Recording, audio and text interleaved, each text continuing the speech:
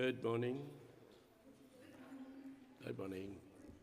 Can we just keep the doors closed at the back so that we can keep the heat inside the building? All right? Welcome to the Somerset West Church of Christ, and welcome even to our Zoom viewers. Thankful for the Lord that He's blessed us again for this first day of the week, the 8th of June. So we are glad that we can again uplift each other in Bible study. Let's go to our Father in prayer. Dear God and Father, we are this morning once again thankful for your grace and for your mercy, that you stretched forth your hand, touched us this morning, woke us up, because we know it's all because of your providence. Life is in your hands, and so you bless us every day. Lord, we are thankful this morning that we can pray for the work here in Somerset West, where we are a beacon of hope. We pray, Lord, that we will continue, let the light shine forth from here, the word of truth, the word of spirit and in truth, as you direct it. Heavenly Father, we are so thankful for Jesus that became the sin offering for a sinful world, and by that deed of love, He made it possible that we can be called this morning the children of God. For those that believe, those that confess, those that clothe themselves with the gospel by being immersed into Christ. So, Lord, we are thankful that we receive the spirit of obedience and that we, Lord, did not resist the truth when we realize that there is only but one truth.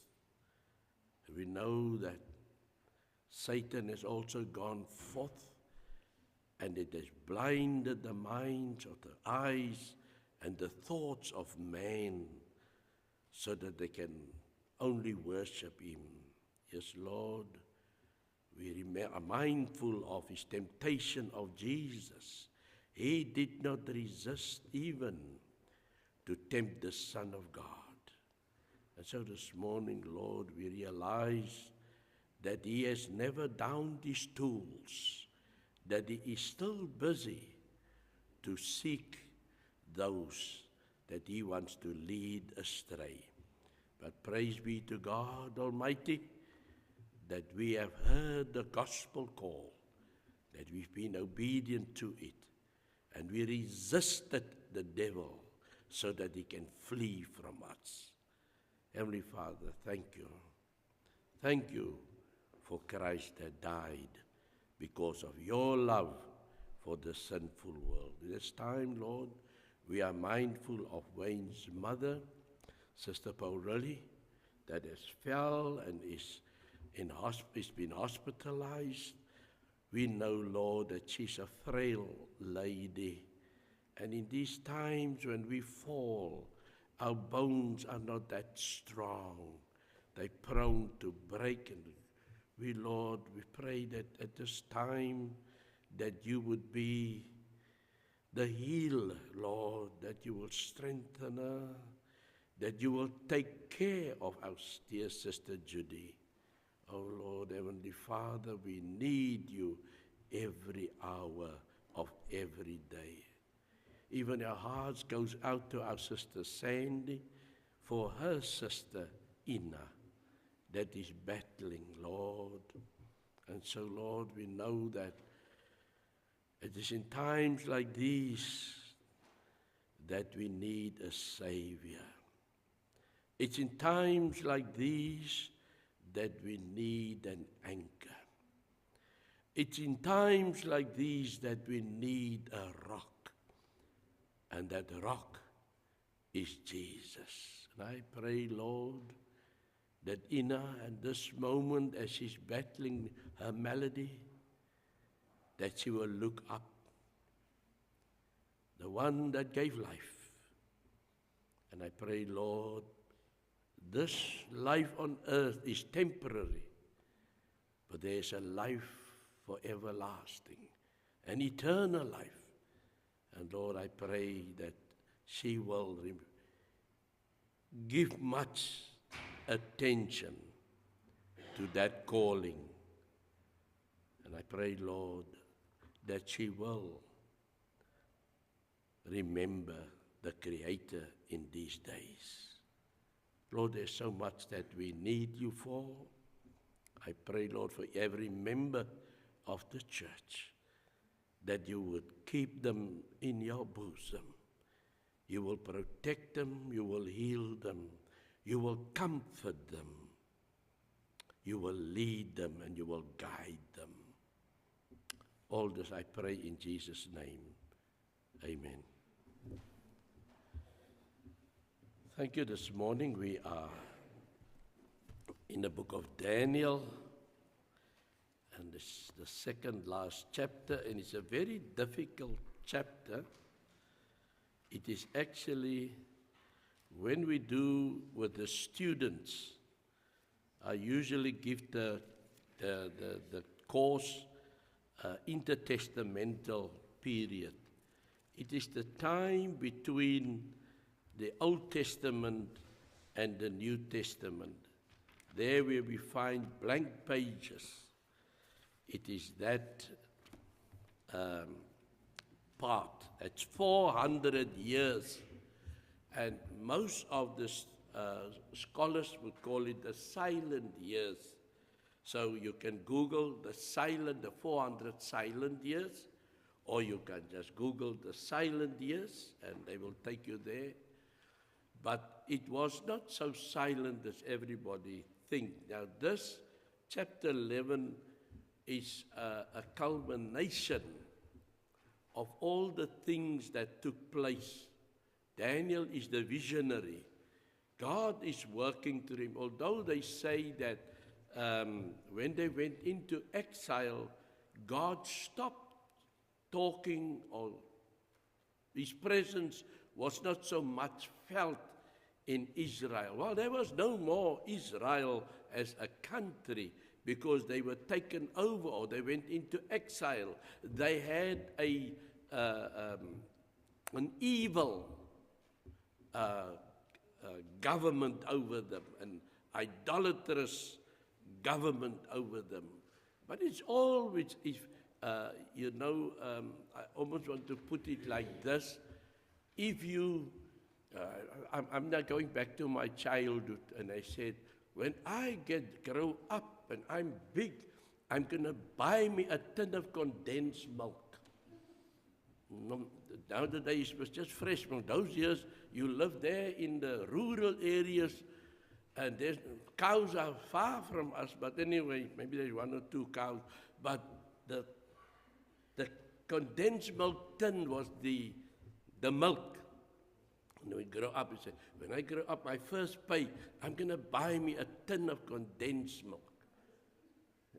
You got one?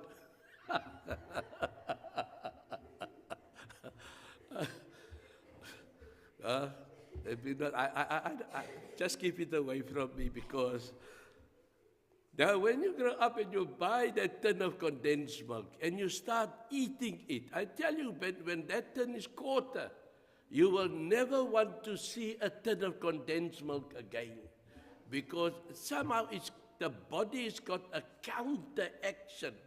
You fill it with sweetness, and eventually the body says, enough is enough, but you want to finish, and then the whole body would react, and you get sick because of that, and in fact, you'll never want to eat. So you never want to see a tin of condensed milk again. Now that is a God, I look at it this way. God is telling Israel, you wanted to worship idols? Well, I will give you idols. And he took them and they put him there into Babylon, and he says, there, to your heart's content, you can now worship idols. And it's almost as the body of Israel reacted against it, and they realized we have done wrong against our Heavenly Father. That's why chapter 9 of the book of Daniel, Daniel's prayer, we have done wrong. He includes himself, although he says my forefathers, but look at it, he'll say, I'm included. We have done you wrong, God Almighty. So, this is what we find now in the book of Daniel, that God has put them there in Babylon to purify themselves. And it's strange to think that God puts them in the midst of sin to purify themselves. But it is a light unto us that we are also in a world of sin. We're in a world in which they give maybe 20% to God, and they give 80%. You can't even speak to the politician today about God, and it's as if you're swearing at them. So, God only, sometimes I read in the papers that South Africa is about 80% Christian. That is now Christian in inverted brackets. There's a shine, it's like, I think it's the book of Colossians, that the Apostle Paul would say, there may be a shine of godliness, but it's more to satisfy the flesh, satisfy you and not God. So let's, because this is a long chapter and I need to get into it. Now, it's almost like Daniel is bringing in this vision, which the vision started in chapter 10 already, but you don't see much. It is only that he is being helped by the glorious man, the angel that came to assist him. And then we also found that even Michael had to come and help him, because if we read in 10 and verses 13, it would say, but the prince of the kingdom of Persia withstood me 21 days. And behold, Michael, one of the chief princes, came to help me, for I have been left alone there with the king of Persia. Think about it, that even God's messengers need help. God can just do this. But you know, when God does this, He obliterates everything. So He lets things go. And you got to fight your way. It's almost like your trials. He puts you in trials. He puts you in temptations. He puts you in everything to make you, to prune you. So that we're not zombies that once you go to the waters of baptism and you come up on the other side, oh, you will never sin again. Let me tell you, you come out of that water, you have to remind you many times, I am a Christian. I am not to do this anymore. I'm not to do that anymore. I got to walk the straight and narrow, because that devil, he's busy with you. He's not going to give in so easy. But come back here, we find that the glorious man, the one that is assisting Daniel, he was fighting for 21 days with the prince of Persia. Now, I said it's not a human being prince. It is the evil that is, as Paul writes in Ephesians chapter 6 and verse 12, I think, our fight is not against flesh and blood, but about the evil that surrounds us. So there was in this country, now every country has got its demons, let me put it like that. We've got a country like America, which says here on its emblem, in God we trust. Let me tell you, the demons that are there in America I've had many, I got Brother Don Lambert's son. He was with Benedict at college, but I've met him a couple of times. He was at SAPS, then he went to America. He even did well there. He became, I think he's got his master's. I don't know if he's gone further. I hear that he's somewhere out in Dubai, I think. But when I said, oh, well, maybe this is the end of us, that you're going to bring up your family, you're going to get married, bring up your family in America. And so he says, me bringing up my family in America? No, my brother. America is no place to bring up a child. That's coming from South Africa that went to fill up his education there, got married. I says, well, maybe then we've got an asset. You'll be coming back and you'll be our instructor. But I say, yeah, he's not here. I think I heard that he's somewhere in Dubai, because maybe he qualified himself into another direction or so. But I know, I'll just say, I can't get to his name, but I know his father is Don Lambert, and they usually come there from the Eastern Cape. And, Ben Lambert, yeah, that's the son. Yes, I think it's Ben Lambert, the son.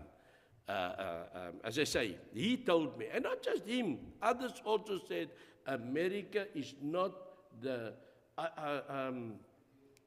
I've noticed if you get a calling to go and study in America, I don't know about Brother Paul or Debbie and Rudy were still small when they went to America, but once brothers come back, their children are Americans in South Africa.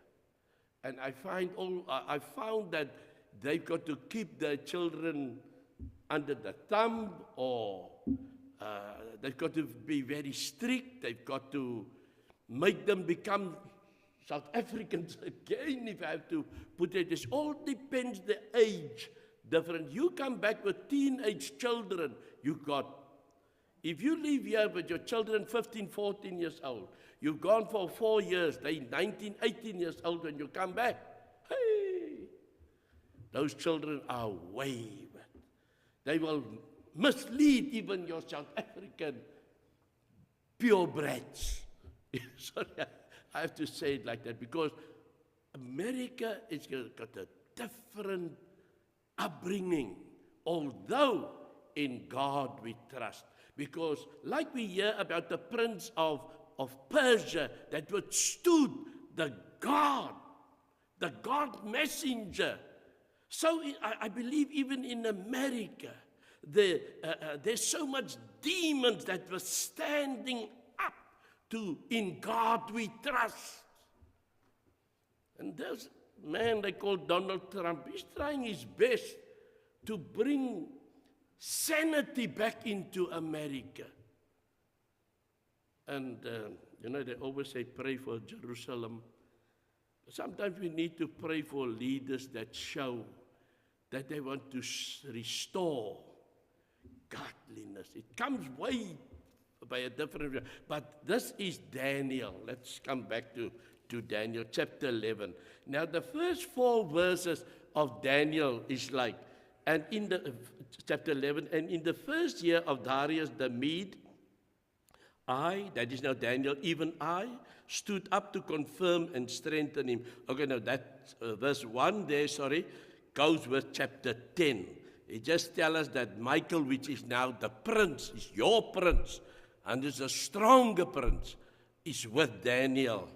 And but from verse 2, and now I will tell you the truth. Is now the glorious man speaking to Daniel, the angel, which we figured it out that it is Gabriel. He says, behold, 3 more kings will arise in Persia, and the 4th shall be far richer than them all. By his strength, through his riches, he shall set up all against the realm of Greece. Now, it says 3 more shall come, and the 4th one would be stronger. So we find that there, in the time of Daniel, that there is still 4 kings that needs to come. And let me just say, I don't know if it's necessary to give all the names of these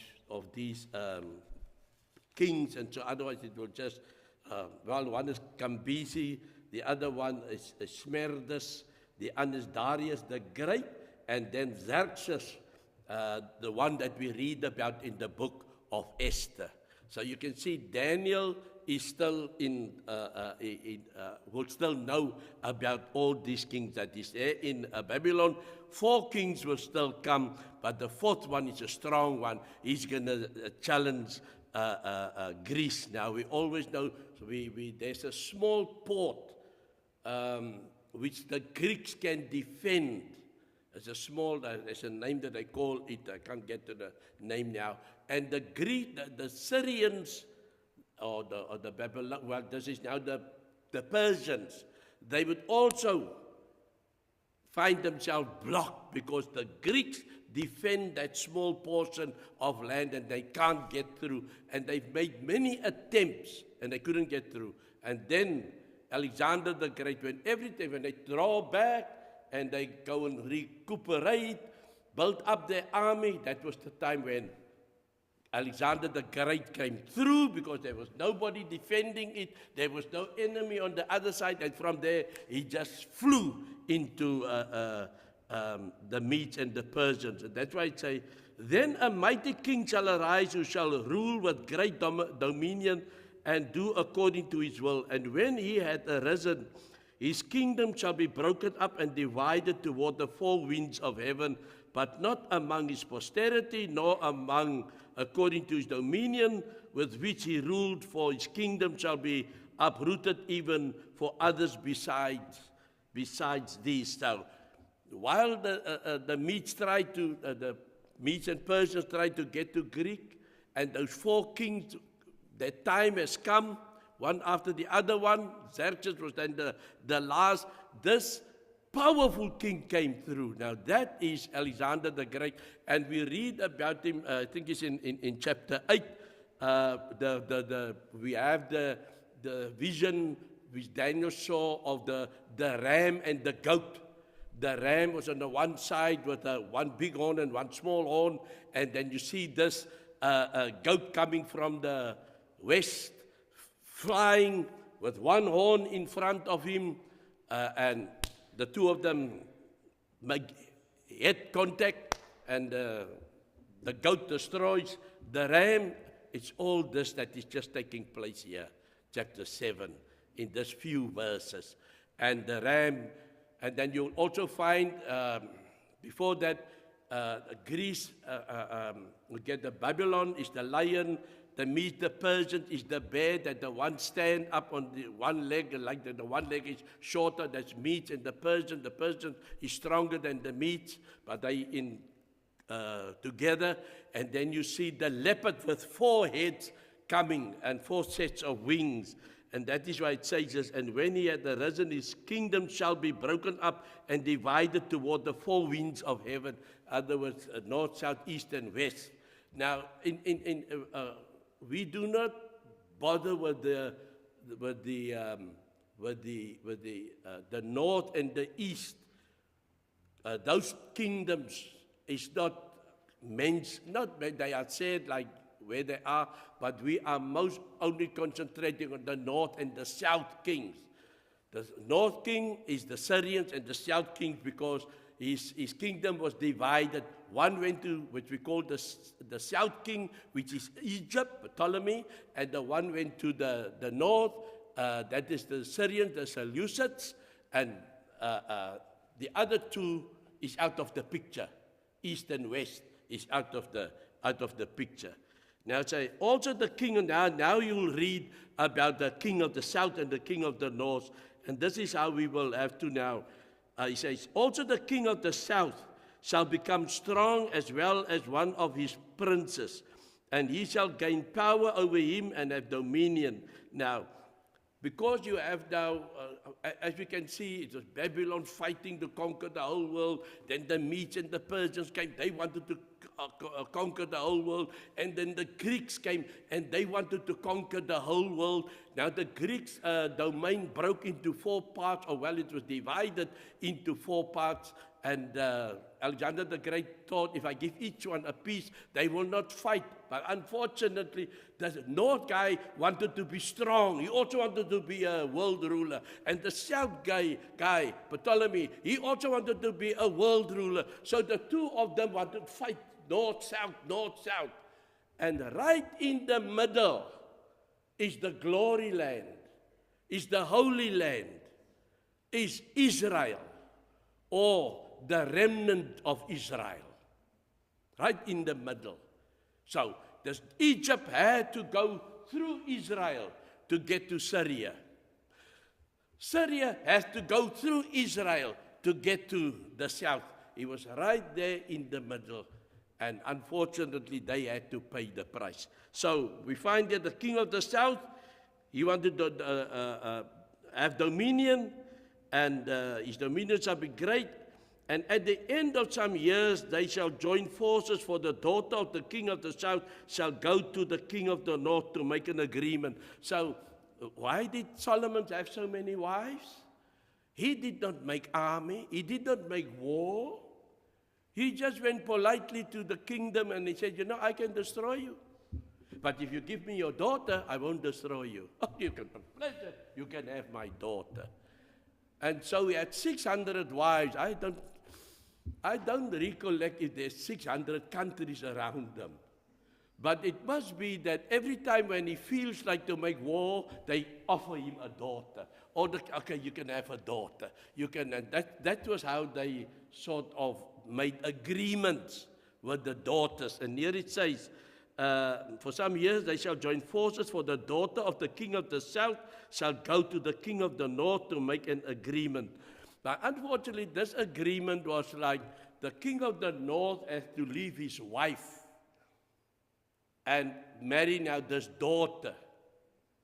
That's what had to take place. And well, the wife that was left is harboring hate. No? So, but she shall not retain the power of her authority, and neither he nor his authority shall stand, but she shall be given up with those who brought her, and with him who begot her, and with him who strengthened her in those times. I just want to, I'm not following now the outlines here. It's what's all now in my head because I've studied this just so much. This daughter came, but she was maybe not in love with this king. But her brother, she's from the south, her brother did not like the setup. And because she was treated badly by the other wife, let me put it like this, and then they killed this daughter. And they killed her family.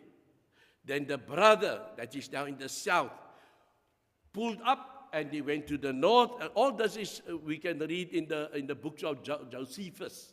He's got more outline there. And the book of Daniel only have a compact summary of everything. Okay, verse 7, but from a branch of her roots one shall arise, that is now her brother, in his place, who shall come with an army, enter the fortress of the king of the north. So the king of the south, the brother comes and take vengeance on the king of the north and deal with them and prevail. Otherwise he will win.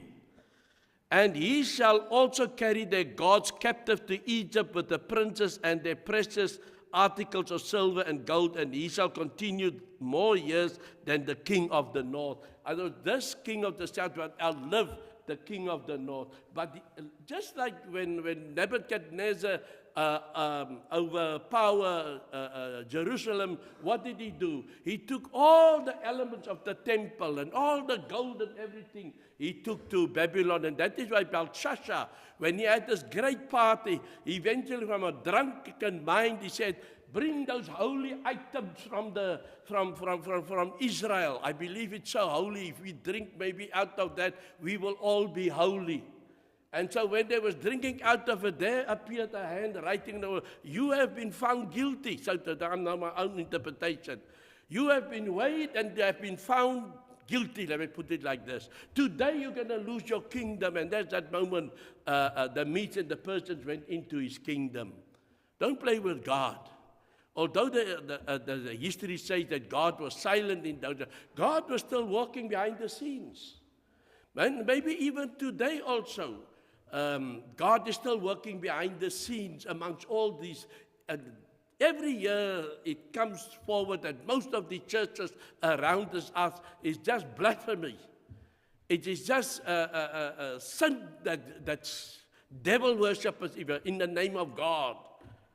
You see? So maybe God is working behind the scenes and all these things will come to light. So, okay, so we find he went to slaughter them and then, and in this, the first wife perished also of that king. He just totally wiped them all out. So, but then he lived, the king of the south lived then longer than the kings of the north. That is now Syria. Also the king of the north shall come to the kingdom of the south and shall return to his own land. However, his son shall stir up strife and assemble a multitude of forces, and one shall certainly come and overwhelm and pass through. Then he shall return to his fortress and stir up strife. So when he became strong again, the king of the north, he started challenging against the king of the south. And remember, sometimes when you are strong and then you live in your pride, and eventually that pride goes down, down, down, down, and nobody becomes alert. And so it is in that time that this king was building up in the north, and he started coming down. Now, it's building up to one of the kings of the north, which is Antiochus Epiphanes, and that is the major king that we want to know. Now it says here, and the king of the south shall be moved with rage. And there's now verse 11. And go out and fight with him, with the king of the north, who shall muster a great multitude. But the multitude shall be given into the hand of his enemy. When he has taken away the multitude, his heart will be lifted up, and he will cast down tens of thousands, but he will not prevail. In other words, what happened is there were mutiny in the camp of the king of the north. There were sell out in the king of the north. There were traitors in the king of the north. Remember, these guys had to go with a spear and a shield and go and fight. And you go into this guy and you look at him and he says, oh, he's so big. Then he pierces you. Then you're dead. It's not like you're standing here behind a rock and you shoot a gun. They had to face each other. And some of these guys said, I'm not going to die for this guy. And so they sell out and they become traitors. So this is what happened in this time. For the king of the north will return and muster a multitude greater than the former, and shall certainly come at the end of some years with a great army and much equipment. So, okay, what we have is king of the north, king of the south. King of the north, king of Syria versus Egypt. Now, I just want to throw in here, the people that are so busy with the rapture and the second coming of your Lord and what we call the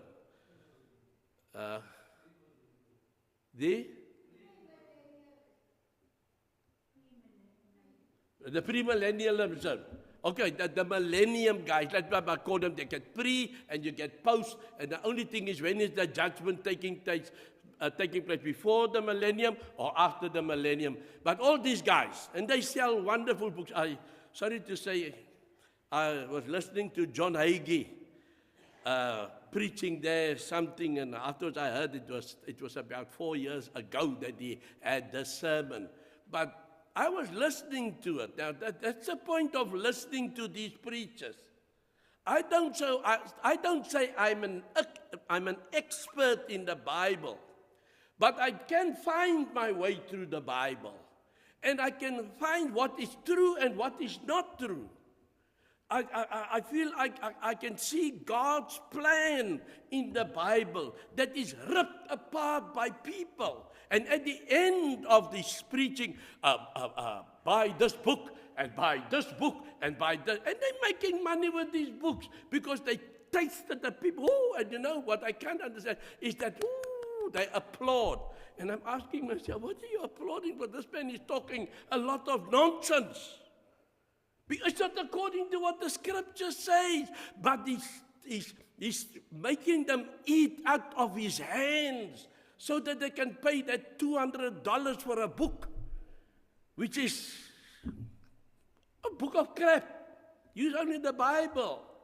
But that is how they make their money, if I have to put it like that, say that. So they would say the king of, and he's got four. He's using maybe that 4 kings that will arise. He's got America on the one side. He's got China on the one side. He's got Turkey on the one side. And he's got Israel on the one side. He's got all this. Make it so impressive. You've got to believe what he's telling you there. He's telling nonsense. Now I look at us, maybe 10,000 people sitting there in his audience, and I say, you know nothing. You're eating out of a man that's feeding you not God's word, but his own imagination. I've got in my library, I've got about 4 books, which the Antichrist is Russia, the Antichrist is this, the Antichrist is that, and all these people it did not come to reality. So all those books at this altar, it won't come to reality. We can go to our library here and we can go draw some books out of there. And see that all those things did not come to fruition because they read wrong. Now verse 14 says, now in those times many shall rise up against the king of the south. Also violent men of your people shall exalt themselves in fulfillment of the vision. You see, when he says now in those times many shall rise up against the king of the south. Also violent men of your people shall exalt themselves in fulfillment of the vision, but they shall fall. Even some of Daniel's people, the Israelites, will go and want to help. They make an alliance with the king of the south. We will go and we will destroy the king of the north. So the king of the north shall come and build a siege mound and take a fortified city, and the forces of the south shall not withstand him. So he can build a ramp to get even into Jerusalem and so on. They need to because you went to help the king of the south. So we're not going to punish you for doing that. You traitors, you failed your allegiance. Even his choice troops shall have no strength to resist. But he who comes against him shall do according to his own will, and no one shall stand against him. He shall stand in the glorious land with destruction in his power. That glorious land is Israel. Now it's in Israel now, and he is saying, I'm going to destroy you. You see, the God is how can I say, testing them. They was in Egypt and they had to cry to God for help. And now they're going to battle. They got to stand on their own, and they're making alliances with countries. Then they were this country, then they were that. God is saying, don't rely on people, rely on me. I am your God. I will take care of you. And so we find, as he says, he shall stand in the glorious land with destruction in his power. And this is Antiochus Epiphanes, the man that you, when we have that leopard, Daniel saw this ram and the goat, and it says that the prominent horn broke after the clash with the ram. His horn broke, and it says 4 horns came out where the prominent horn was. So 4 is like the 4 heads of the leopard. It is the 4 countries that Alexander the Great gave to his generals and said, okay, you take care of my kingdom. But then it says there, it's chapter 8 verses, do I have it here somewhere written, 10 or so. It would say, out of one of the horns came out what we call a little horn. And this horn spoke pompous words and blasphemy. Now, 4 horns, and out of one of these horns, so that horn, that a little horn grew out is Syria, is the Seleucids, because out of them came a very cruel king, which they call Antiochus Epiphanes IV.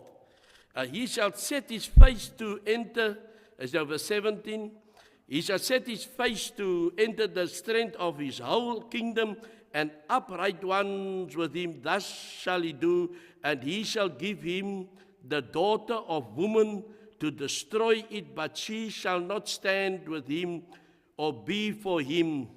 After this he shall turn his face to the coastlands and shall take many, but a ruler shall bring the reproach against them to an end, and with the reproach be removed, he shall turn back on him. Then he shall turn his face towards the fortress of his own land, but he shall stumble and fall and not be found. So this is not Antiochus Epiphanes, but this is his brother.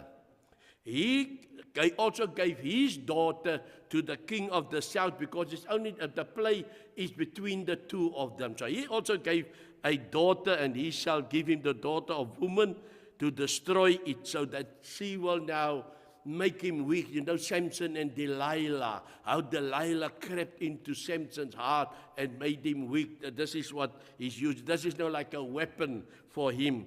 And then when he says, when he come to the coastlands, it's the Mediterranean Sea. He's going now way that he's bypassing, so to say, Israel. He goes, but when he found there is, here's the Romans waiting for them. The Romans in the boats, they came now from Italy, and they are starting to conquer the world. Now, verse 20, there shall arise in his place one who imposes tax. Now we get to Antiochus Epiphanes. In the glorious, on the glorious kingdom is Israel, but within a few days he shall be destroyed, but not in an anger or in battle. That means he will die of old age, or he will die naturally.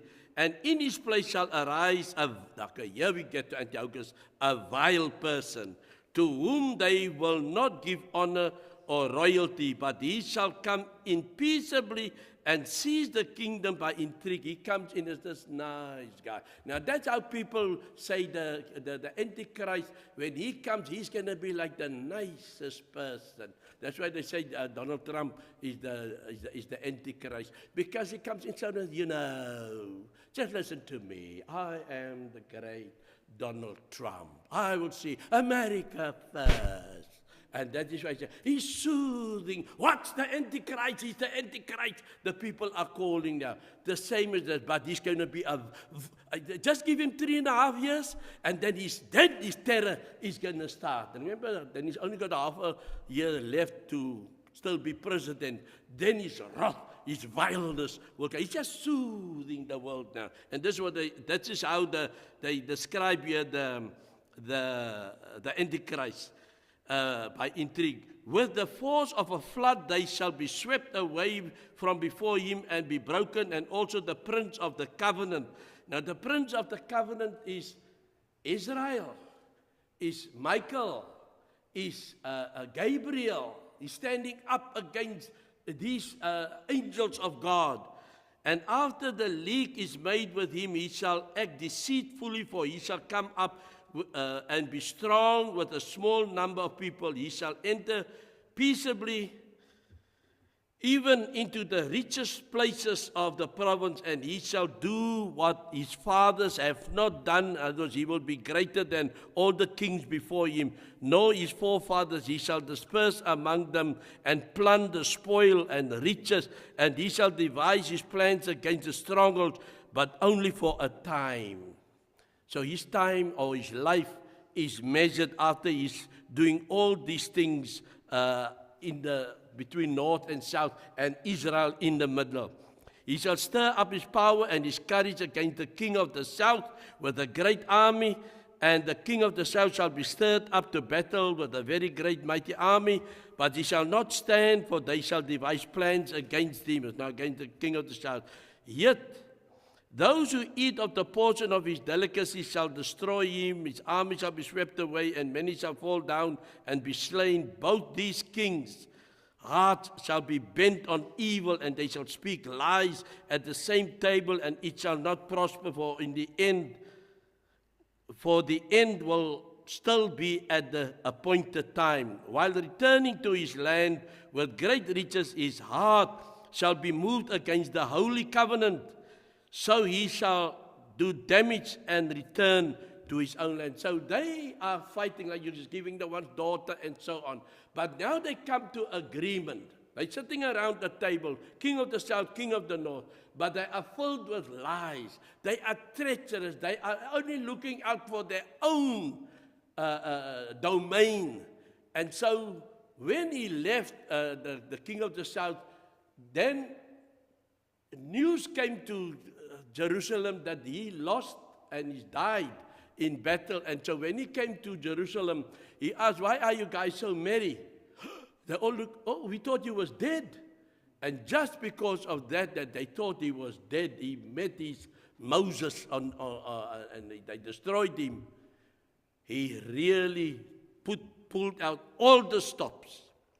At the appointed time, he shall return and go toward the south, but it shall not be like the former of the latter, for ships from Cyprus shall come against him, therefore he shall be grieved and return in rage against the holy covenant and do damage again.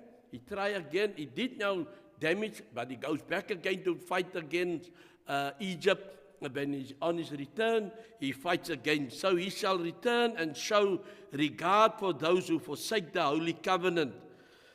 In other words, show regard for those who forsake the holy covenant. He would say, all those that are not for God on my side, and you believe that there's lots of people that will come to him and say, no, we're not on God's side, we are for you. That's what will happen. And forces shall be mustered by him, and they shall defile. I'm not going to take long now. They shall defile the sanctuary. For defile the sanctuary, that is the temple. Then they shall take away the daily sacrifices. They'll tell the Jews, you're not going to sacrifice mornings and evenings. That stops here. And place there the abomination of desolation. There's the abomination of desolation, the second time in the book of Daniel that it is written. And that is, he brought in a statue of Zeus and put it there in the temple, the idol. And then he went to sacrifice a pig on the altar. And that enraged the Jews like never before. Those who do wickedly against the covenant, he shall corrupt with flattery. All those that are with him, oh, hail Zeus! Oh, we are with you with the sacrifice. It smells so nice, it smells better than a lamb. Ah, you are my brothers. This king of the north. But now listen to this verse, and here is what I want to stop. But the people who know their God shall be strong and carry out great exploit. Now there came then a division. The people that knew their God. Now we learn about the Maccabees. That priest said, you are not going to have a pig on this altar. And he slaughtered a Jew that wanted to go and honor the Syrian general. He slaughtered him, and he slaughtered the general. And then he ran. And then he asked, everyone that is for God, come and join me. And so there was a multiple men that were willing to die for God. And they could clean even for 100 years after that, they could rule themselves. Verse 33, and those of the people who understand shall instruct many. Yet for many days they shall fall by the sword and flame, by captivity and plundering. But they didn't care because they were dying for a good cause. And they were instructing the people to know, we are fighting God's cause now. Now when they fall, they shall be aided with a little help, but many shall join with them by intrigue. So they will be aided. Those that will fall, they are known that they die in the name of the Lord. And some of those of understanding shall fall, to refine them, purify them, and make them white until the time of the end, because it is still for the appointed time. Then the book of Daniel, it's totally wrapped up into history. This is how God took care of his people. When the going went tough, the tough went going. They said, enough is enough. We will die for the sake of God. And that is why in that time when it seemed to them God has forsaken them, they beat the Syrian army. A small number of men beat the Syrian army that they could take back Jerusalem and clean the temple so that the daily sacrifices can continue and so that they can continue with worshiping God. Isn't it a beautiful story that we can learn from that when it says, but the people who know their God shall be strong and carry out great exploits. I pray the Lord that even when the going gets tough here with us in South Africa, and it seems they want to shut up the church and things like that, that there will be men and women that will stand and face God, face the reality, and say, God or nothing else. We will stand for God. Let us pray. Thank you, Heavenly Father, that we had this opportunity to see how you work behind the scenes. It gives us much hope to know, although we are in despair in our country, you are the worker behind the scenes. And we pray the day when we will again be able to worship you according to the scripture and not be misled. Because I pray, Lord, the messages that come from government, it is not truthful. It is lies, it is falsehood, it suits them. But the people remain poor, and the people remain in distress, and the people are crying out. But the ears is not open to their call. And so I pray, Lord, that day will come soon and very soon. In Jesus' name, amen.